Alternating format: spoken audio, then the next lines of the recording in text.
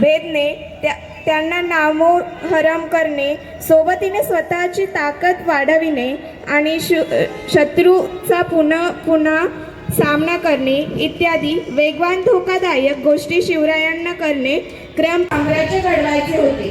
शून्यातून प्रतिकूल परिस्थितीतून उभे करायचे.